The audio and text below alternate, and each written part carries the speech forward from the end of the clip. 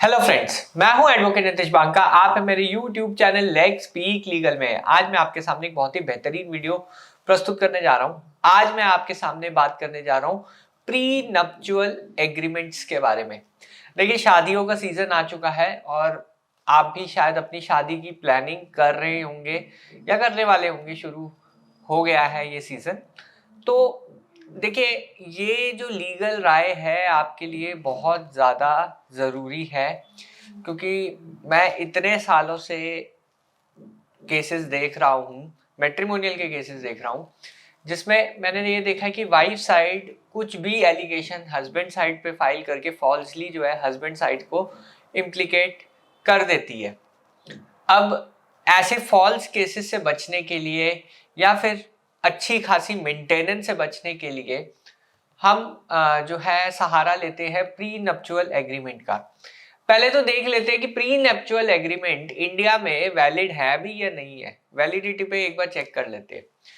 देखिए, pre nuptial agreement पूरी तरह से तो वैलिड नहीं है इंडिया में, क्योंकि यहाँ के जो लॉज हैं वो कस्टमरी नेचर के हैं, यानी जो रीति रिवाज के हिसाब से लॉज बने हैं। और जो हिंदू मैरिज होती है स्पेसिफिकली, वो कोई कॉन्ट्रैक्ट नहीं होती है। इसलिए कोई भी कॉन्ट्रैक्ट जो लॉ के अगेंस्ट है, कस्टम के अगेंस्ट है, वो वैसे भी वैलिड नहीं माना जाता है। तो कुछ प्रोविजन जो है प्री नप्चुअल एग्रीमेंट के, वो वैलिड नहीं रहेंगे आपके केस में। बट अगर कोई एक डॉक्यूमेंट है जो रिटर्न है, तो वहां पे जो है डिस्प्यूट होने के चांसेस जो है बहुत कम हो जाते हैं, पहली चीज। और दूसरी चीज, अगर डिस्प्यूट होता ही भी है तो उसको जो है बहुत अच्छी तरह जो है उस एग्रीमेंट के द्वारा सेटल भी किया जा सकता है। देखिए, अब आपकी अगर शादी हो रही है या होने वाली है अभी, ऑब्वियसली ये एक्सपेक्ट कीजिए कि पत्नी और पति के बीच में डिस्प्यूट्स होंगे, चाहे छोटे मोटे हों, पर वो लीगल तक खींचेंगे या नहीं खींचेंगे वो आप प्रिडिक्ट नहीं कर सकते। और अगर ये खींचते हैं तो ये प्री नप्चुअल एग्रीमेंट आपके लिए एक इंश्योरेंस की तरह थोड़ा बहुत काम कर जाएगा। इसलिए मैं आपको ये राय देता हूं कि प्री नप्चुअल एग्रीमेंट जरूर करें। शादी से पहले अपने पार्टनर को समझाएं कि देखिए, सब चीजें तो वैसे अच्छी ही होंगी, पर कभी कभी ये भी हो सकता है कि हम दोनों के बीच में डिस्प्यूट हो। अगर डिस्प्यूट होता है और बात लीगल तक खिंच जाती है, तब क्या होगा, कैसे होगा। इसलिए ये हम एग्रीमेंट कर रहे हैं पहले से, ताकि आपको भी पता रहे कि अगर हमें खुदा ना खास्ता सेपरेट होना पड़े तो हम कैसे सेपरेट होंगे। वो चीज जो है सब कुछ उसका प्रोविजन इस प्री नप्चुअल एग्रीमेंट में होता है। ये काफी डिटेल्ड एग्रीमेंट बनता है और इसमें जो है आपको जो है पहले से ही आप दोनों ने डिसाइड कर लिया कि अगर हमें कभी सेपरेट होना पड़े तो हम किस डॉक्यूमेंट का गाइडलाइन लेंगे, प्री नप्चुअल एग्रीमेंट का। क्योंकि देखिए, ये आपकी सिक्योरिटी के लिए भी है और हमारी सिक्योरिटी के लिए भी है, दोनों पार्टीज की सिक्योरिटी के लिए है कि कल को हमें अगर सेपरेट होना हो तो ये एग्रीमेंट होना जरूरी है। अब कई लोग इस चीज में ऑफेंड मान जाएंगे, क्योंकि ऑब्वियसली सेलिब्रेशन का माहौल है और आप जो है सेपरेशन की बातें कर रहे हैं। बट ज्यादातर जो पढ़े लिखे लोग हैं और जो समझदार लोग हैं, वो इस चीज को समझेंगे और फिक्र मत कीजिए, ये चीज पॉजिटिव वे में ही लेंगे, नेगेटिव वे में नहीं लेंगे। क्योंकि देखिए, हर एक शादी के साथ रिस्क भी इन्वॉल्व रहता है। क्योंकि अभी आप देखेंगे कितने सारी मैरिजेस जो है टूट रही हैं और एग्रीमेंट नहीं है, तो फिर कुछ भी एलिगेशंस जो है हस्बैंड साइड पे लग रहे हैं और फॉल्स केसेस जो है इंक्रीज होते जा रहे हैं डे बाय डे। तो हमेशा जो है प्री नप्चुअल एग्रीमेंट एक प्रिवेंटिव जो है एग्रीमेंट है शादी से पहले, ताकि आपके बीच में अगर कोई डिस्प्यूट होता है तो ये जो है एक गाइडलाइन आपके लिए रहेगी कि इस गाइडलाइन से आपका जो है इजीली जो है डिस्प्यूट सॉल्व हो जाएगा लीगल तरीके से। नहीं तो फिर आप सालों साल जो है कोर्ट के धक्के खाओगे और स्ट्रेस जो होगा और सुसाइडल टेंडेंसीज डेवलप हो जाएंगी। तो ये चीज जो है अवॉइड करने के लिए प्री नप एग्रीमेंट या प्री नप्चुअल एग्रीमेंट बहुत जरूरी है। अब इसमें सबसे पहले तो मैरिज के बारे में बात होगी। प्री नप्चुअल एग्रीमेंट की क्या क्या क्लॉजेस होंगे, मैरिज के बाद बारे में बात होगी कि मैरिज में किसने कितना खर्चा किया या किसने क्या गिफ्ट दिया, डाउरी डाउरी नहीं है मैरिज में इन्वॉल्व, ये सब प्रोविजंस होंगे। और कितने लिमिट तक खर्चा किया, अपनी मर्जी से खर्चा किया, फिर स्टेटस, दोनों पार्टीज का स्टेटस है। अगर वाइफ काम नहीं करना चाहती है तो उसमें लिखा जाएगा कि वाइफ इंटेंड नहीं करती है जॉब करने को। नहीं तो क्या होता है कि बाद में अगर ऐसे केस होते हैं तो वाइफ हमेशा एलिगेशन लगाती है कि हस्बैंड साइड ने प्रेशर बना के मेरी जॉब छुड़वा दी। तो ये सब चीजें अवॉइड करने के लिए प्रीनप एग्रीमेंट में पहले से ही लिखा होगा कि वाइफ जो है वो कितना कमाती है, या फिर वो जो है काम नहीं करती है तो अपनी मर्जी से नहीं करती है, जॉब अंडरटेक नहीं कर रही है वो, या फिर अगर अंडरटेक कर रही है तो कितना कमाती है, क्या स्टेटस है उसका। तो ये सब चीजें जो है उसमें लिखी जाएगी।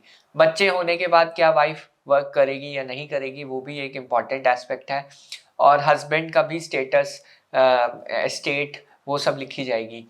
अब इसमें एक और चीज है कि कई जो कपल्स होते हैं पेरेंट से अलग रहते हैं। अब पेरेंट से अगर आप अलग रह रहे हो, और कई बार क्या होता है फॉल्स केसेस में पेरेंट्स को भी फॉल्सली इम्प्लीकेट कर दिया जाता है, तो इस एग्रीमेंट में लिखा होगा कि आप अलग रेजिडेंस पे रह रहे हो, पेरेंट से बिल्कुल अलग रह रहे हो। ये सब चीजें जो है अंदर उसके जाएगी एग्रीमेंट के।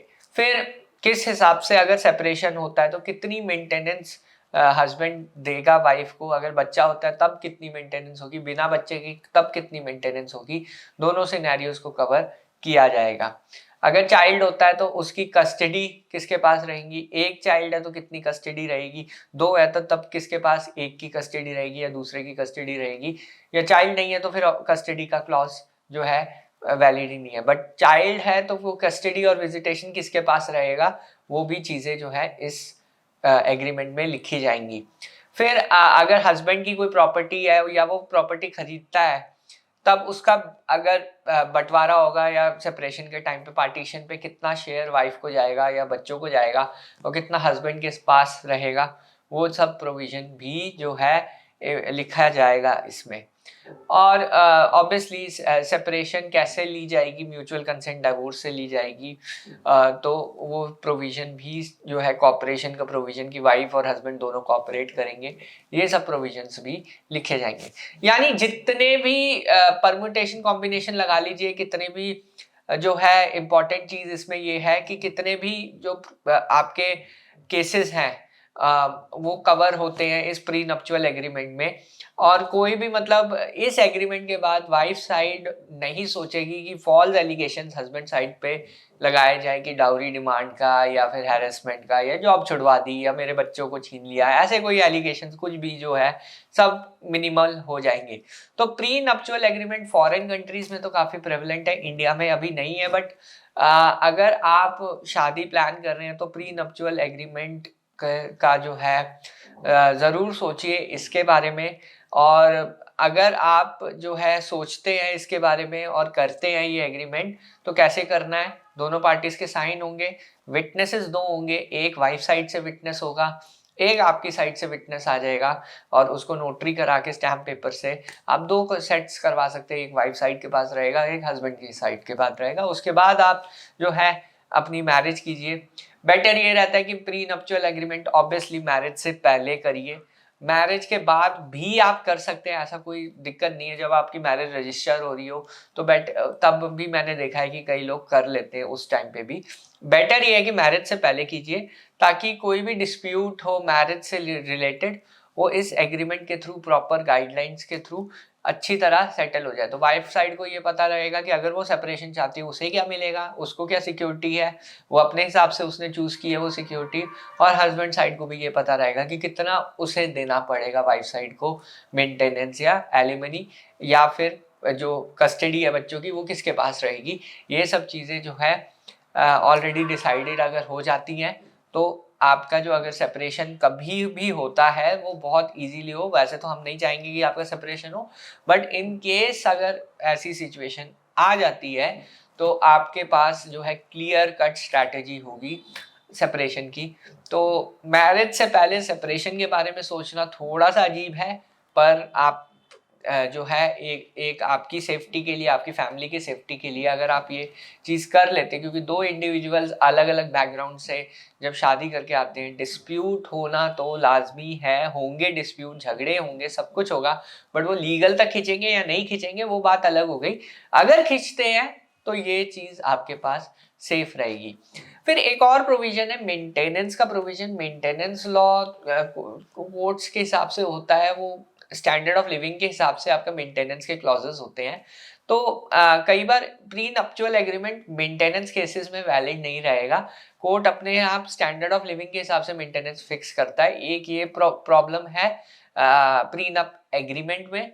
और एक प्रॉब्लम और है कि आप जो है प्रीनप एग्रीमेंट को इन्वोक या इन्फोर्स नहीं कर सकते।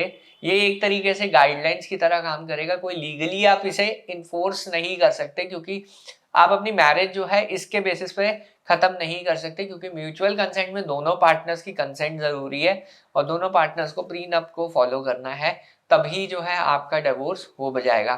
प्रैक्टिकली देखा जाए तो प्रीनप की वैलिडिटी, लीगल वैलिडिटी इतनी ज्यादा नहीं है, बट अगर आप साइकोलॉजिकली देखें तो प्रीनप अगर आप करते हैं तो आपके डिस्प्यूट के चांसेस भी कम हो जाएंगे, क्योंकि सब कुछ राइटिंग में होगा। तो फिर दोनों पार्टीज को पता रहेगा, दोनों पार्टीज को सिक्योरिटी मिलेगी, और दोनों पार्टीज को अगर अवॉइड करते हैं तो दोनों पार्टीज को ही फायदा है। तो इसलिए साइकोलॉजिकली तो दोनों पार्टीज फॉलो करेंगे, बट लीगली इसका जो स्कोप है सिर्फ फॉल्स केसेस से बचाने के लिए है। ये मैं आपको बता दूंगा, क्योंकि उसमें सारी चीजें लिखी हुई है कि किस सर्कमस्टांसेस में शादी हुई है और किस सर्कमस्टांसेस में जो है सेपरेशन होगा या कैसे भी है। तो इंपॉर्टेंट चीज यहाँ पे ये है कि फॉल्स एलिगेशंस को बचाएगा, बट ओवरऑल देखा जाए तो लीगली आप इन्फोर्स नहीं करा सकते, लीगली दूसरी पार्टी को कंपेल नहीं कर सकते डिवोर्स देने में इस एग्रीमेंट के द्वारा। तो इस चीज का बस आपको ध्यान रखना है। बहरहाल वीडियो देखने के लिए बहुत बहुत धन्यवाद। अगर आपको ये वीडियो पसंद आई है तो प्लीज मेरे चैनल को सब्सक्राइब कीजिए, वीडियो को लाइक कीजिए। धन्यवाद, थैंक यू वेरी मच।